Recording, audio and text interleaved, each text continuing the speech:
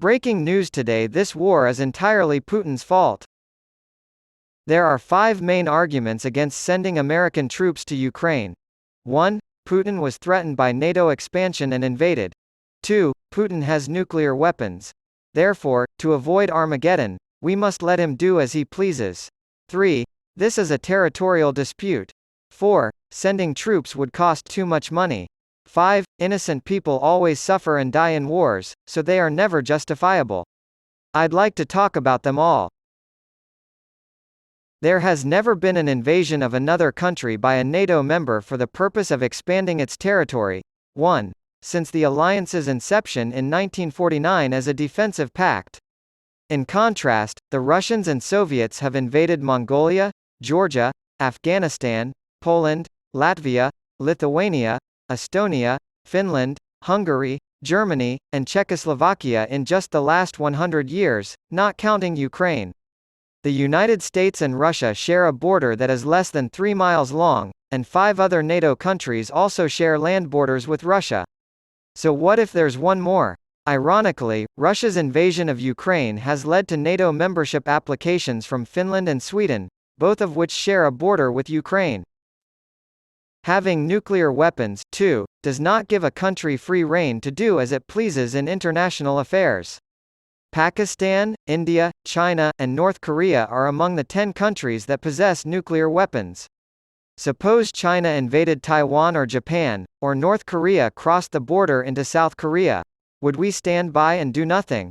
Or, if Iran or even Al-Qaeda develop nuclear weapons, would we cave to their every demand to avoid a nuclear showdown? Not at all. 3. Many Americans saw the German invasion of Poland in 1939 as a territorial dispute and argued that the United States should not get involved. A quarrel in a faraway country between people of whom we know nothing, as British Prime Minister Neville Chamberlain put it. Unfortunately, Germany soon began bombing Britain and invading Denmark, Norway, Belgium, the Netherlands, Luxembourg, France, Yugoslavia, and Greece. From past experience, we know that trying to appease an authoritarian ruler only delays the inevitable armed conflict. Since Russia's invasion of Ukraine, the United States has sent over $30 billion in military and humanitarian aid to the country.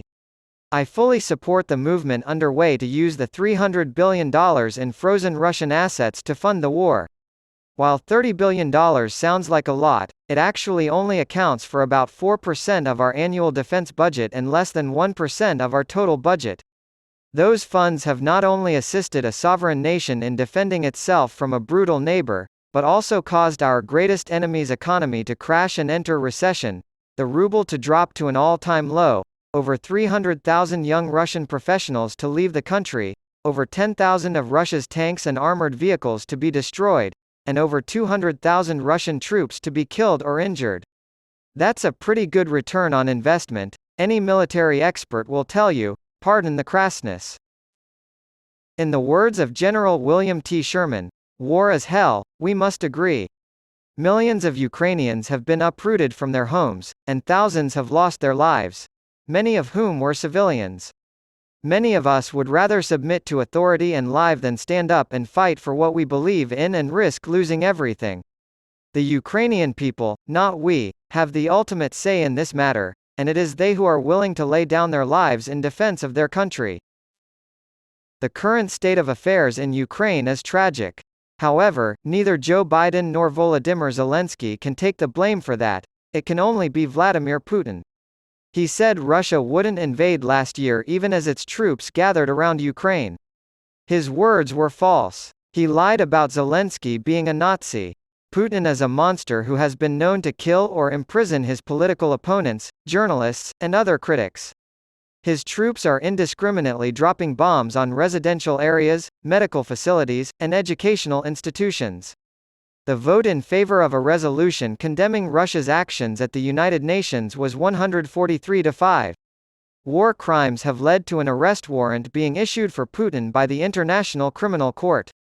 Even though I identify as a peacenik, I must say that local anti-war activists and Putin apologists are on the wrong side of history when it comes to Ukraine.